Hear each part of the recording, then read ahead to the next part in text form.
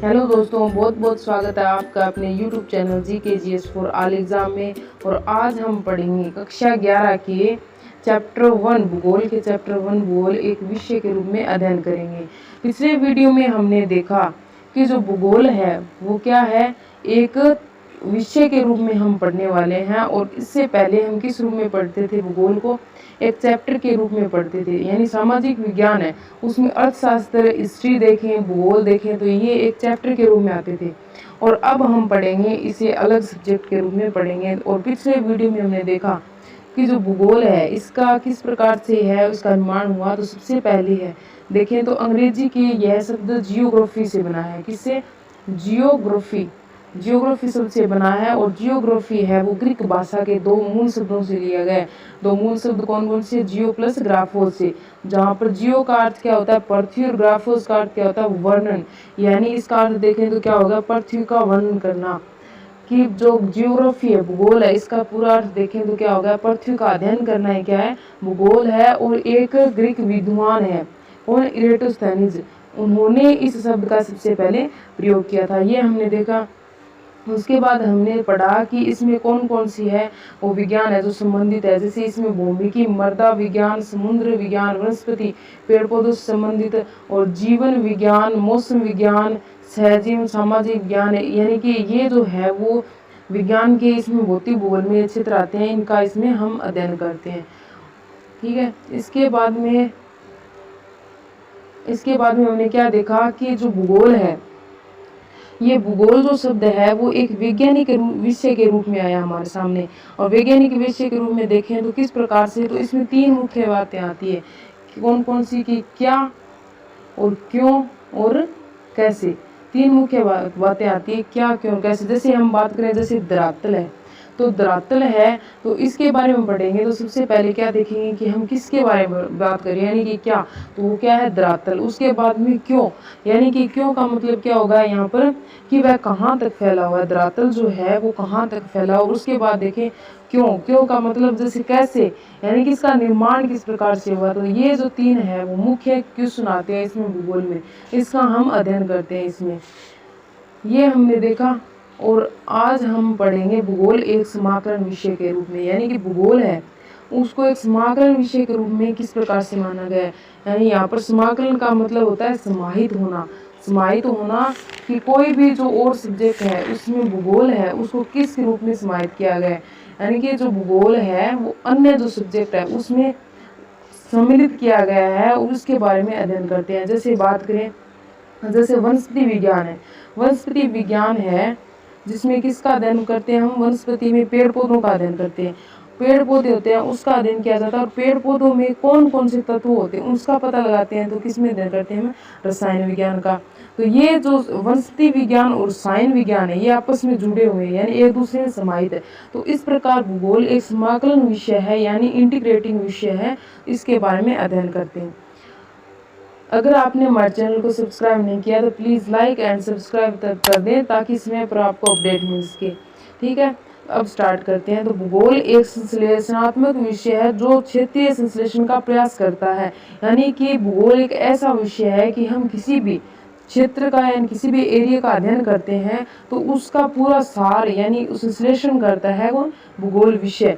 और तथा इतिहास और कालिक संश्लेषण का प्रयास करता है, यानी हिस्ट्री में उसके जो क्षेत्र है हिस्ट्री में किस प्रकार से था, वर्तमान में कैसा, यानी काल यानी समय के अनुसार उसमें जो परिवर्तन हुए उसको बताने का प्रयास करता है भूगोल विषय। और इसके उपागम, तो उपागम क्या होता है? उपागम का मतलब होता है यहाँ पर देखें तो उपागम होता है अप्रोच, यानी कोई भी प्रॉब्लम है उसके साथ हम किस प्रकार से डील करते हैं, तो वो क्या होता है? उपागम होता है।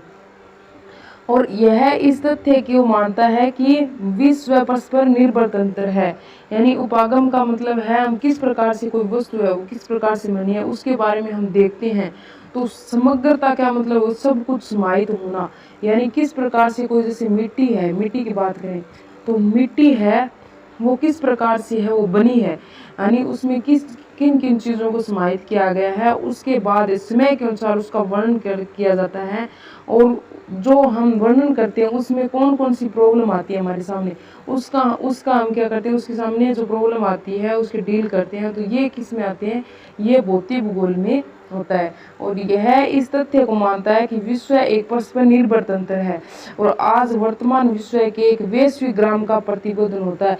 यानी भूगोल में देखें तो क्या होता है, इसमें वर्तमान जो विश्व है उसको एक वैश्विक ग्राम यानी पूरे विश्व को एक ग्राम के रूप में दर्शाया गया है, और यह प्रतिबोधन होता है, यानी कि यह हमें दिखाई भी देता है, यह सत्य भी है।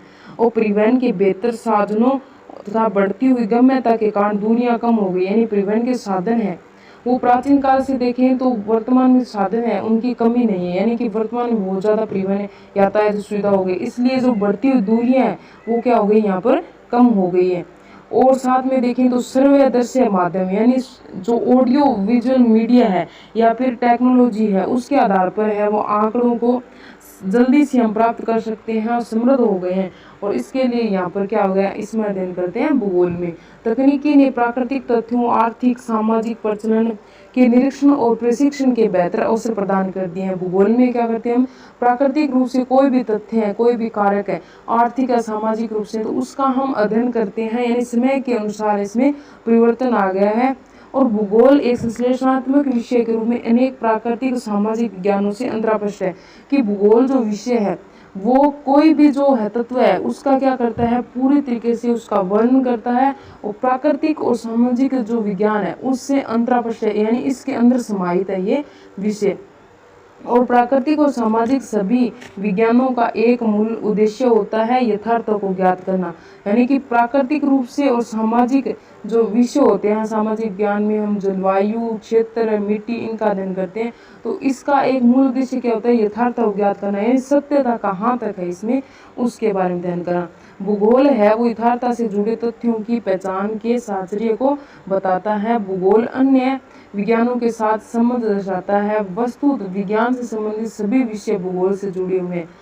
क्यों जुड़े हुए, यानी कि जो भी विषय हम पढ़ते हैं वो कहीं न कहीं किससे जुड़े होते हैं, भूगोल से। क्यों, क्योंकि इनके कई तत्व क्षेत्रीय संदर्भ से भिन्न भिन्न होते हैं, और भूगोल स्थानिक संदर्भ में यथार्थता को समग्रता के साथ समझने में सहायक होता है। अतः भूगोल न केवल एक स्थान से दूसरे स्थान के तथ्यों की भिन्नता का ध्यान देता है, अपितु समग्रता में समाकलित करता है कि हम किसी भी तथ्य से संबंधित जानते हैं, कोई भी तथ्य है उसके बारे में जानना चाहते हैं, तो भूगोल वो एक स्थान से दूसरे स्थान तक की जो भिन्नता होती है, अंतर पाया जाता है, केवल उसी को नहीं बताता बल्कि उसके साथ क्या बताता है, वासने के साथ उसमें किस प्रकार से परिवर्तन होता है, कितना एरिया क्षेत्र, सबको वह सार से बताता है, यानी पूरा संश्लेषण करता है। भूगोलवेता है वो भूगोलवेता को सभी संबंधित क्षेत्रों की व्यापक समझ रखने की आवश्यकता होती है, यानी कि एक जो अच्छा भूगोलवेता होता है, यानी भूगोल की जानकारी रखते हैं, उसको सभी जो क्षेत्र है उससे संबंधित सब कुछ है वो व्यापक यानी विस्तार से जानकारी होना आवश्यक होता है, जिससे क्या हो सके कि वह उन्हें तार्किक रूप से संश्लेषित करें, यानी कि उसका पूरा सार है हम बता सके। और यह संश्लेषण कुछ उदाहरणों की सहायता से सरलतापूर्वक समझाया जा सकता है। और जैसे मौसम है, मौसम विज्ञान होता है, ये क्या है, सामाजिक विज्ञान या भूगोल का एक विषय है। कौन सा, मौसम विज्ञान, जिसमें क्या होता है, समय के अनुसार हमें मौसम की जानकारी दी जाती है, इसके कारण घटना है उससे हम क्या करते हैं, बच जाते हैं।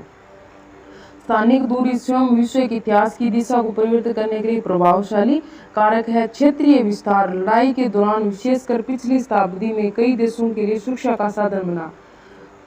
क्या बना कि जो क्षेत्रीय विस्तार है, यानी क्षेत्र को विस्तार करने की जो प्राचीन काल लड़ाई होती है वो विशेषकर पिछली शताब्दी में कई देशों के लिए सुरक्षा का साधन बनते हैं।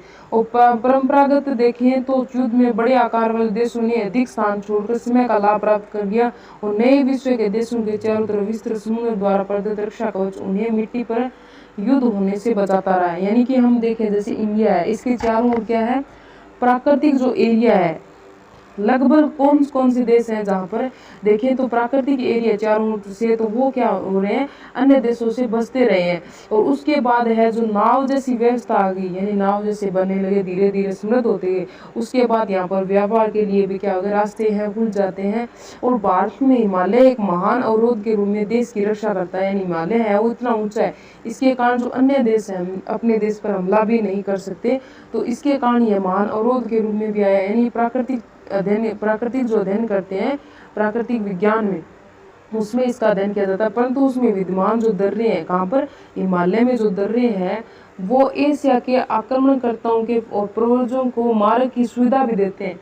यानी वहाँ पर जो दर्रे बनाए गए, पर्वतों के बीच में जो क्षेत्र बनाए गए, वो क्या कर रहे हैं, यानी कि यहाँ पर जो आक्रमण करते हैं उनके लिए एक मार्ग भी तैयार कर देते हैं। और सामुद्रिक जो किनारे हैं, यानी समुद्र के आसपास के किनारे, जैसे दक्षिणी पूर्वी एरिया, दक्षिणी पूर्वी एशिया है, यूरोप है, अफ्रीका, उससे संपर्क को प्रोत्साहित करते हैं। और नौ संचालन तकनीकी ने यूरोपीय देशों को भारत सहित कई एशियाई अफ्रीकी राष्ट्रों पर उपनिवेशन करने में सहायता की। यहाँ तक नौ संचालन नेविगेशन जैसी व्यवस्था हो गई, यानी टेक्नोलॉजी वर्तमान में विभिन्न प्रकार की यहाँ व्यवस्था हो गई। तो इसके कारण जो यूरोपीय देश है उनको भारत में देखें तो भारत से सहित कई एशियाई देश और है और अफ्रीकी राष्ट्र है, उस पर उपनिवेश यानी गुलाम, उन देशों को अपने गुलाम करने में सहायता भी मिली है। क्यों? क्योंकि उन्हें समुद्र है, वहाँ के विभिन्न समुद्र है, वहाँ के माध्यम से गम्यता मिली है, समुद्र के माध्यम से वो यहाँ पर आने लगे हैं धीरे धीरे। जैसे प्राचीन काल में देखे हैं अपने भारत है, तो भारत में प्राचीन काल में यहाँ पर कौन आते हैं, डच आते हैं, अंग्रेज आते हैं, फ्रेंच लोग आते हैं। ये क्या करते हैं, यहाँ पर अपने देश को गुलाम बनाते हैं, यहाँ पर शासन करते हैं, व्यापार करते हैं। और प्रत्येक भौगोलिक तथ्य समय के साथ परिवर्तित होता रहता है और समय के परिप्रेक्ष्य में उसकी व्याख्या की जा सकती है। समय के साथ इसमें परिवर्तन होता रहता है। और इसका अध्ययन हम किस में करते हैं, भूगोल में अध्ययन करते हैं। भू आकृतिक, जलवायु, वनस्पति, आर्थिक क्रियाएं, व्यवसाय, सांस्कृतिक विकास ने एक निश्चित इतिहास पथ का अनुसरण किया और अनेक भौगोलिक तत्व जो है वो विभिन्न संस्थाओं द्वारा एक विशेष समय पर निर्णय लेने की प्रक्रिया के प्रतिफल होते हैं। उदाहरण के लिए जैसे देखें कि ए स्थान है वो ब स्थान से कितना है, 15 किलोमीटर दूर है। और जिसे विकल्प के रूप में यह भी कहा जा सकता है कि ए स्थान ब से कितना है, 2 घंटा दूर है। जैसे हवाई जहाज है उसकी यात्रा की जाए तो कितना है, 2 घंटा दूर है। लेकिन अगर हम तीव्रगामी रेल है उसकी द्वारा यात्रा की जाए तो 17 घंटा दूर है। और इसी कारण समय है वो भौगोलिक अध्ययन के चतुर्थ आयाम के रूप में समाकलक भाग माना जाता है। और विभिन्न प्राकृतिक और सामाजिक विज्ञान देखें, यानी प्राकृतिक रूप से अध्ययन करें विज्ञान में, या सामाजिक रूप से देखें तो भूगोल का संबंध प्रचुर रूप से देखें तो चित्रित होता है और यह संबंध 2 खंडों में रखा जाता है।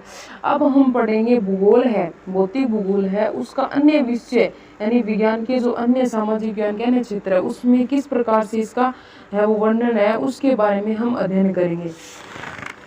तो इसके बारे में अध्ययन करने से हम पहले हम देख लेते हैं कि जो भूगोल विषय है, भौतिक भूगोल है, वो प्राकृतिक विज्ञान है, इसके साथ किस प्रकार से संबंध है। तो इसमें देखेंगे कि भौतिक भूगोल है यानी कि फिजिकल जो साइंस है वो नेचुरल से साइंस है, उसमें किस प्रकार से आपस में रिलेटेड है। तो उससे पहले देखेंगे भूगोल की 2 शाखाएं बताई गई है। भूगोल की कितनी शाखा बताएंगे, 2। पहली कौन सी है, क्रमबद्ध, और दूसरी कौन सी आती है, प्रादेशिक। इसके बारे में हम अगले वीडियो में विस्तार से जानेंगे, ठीक है।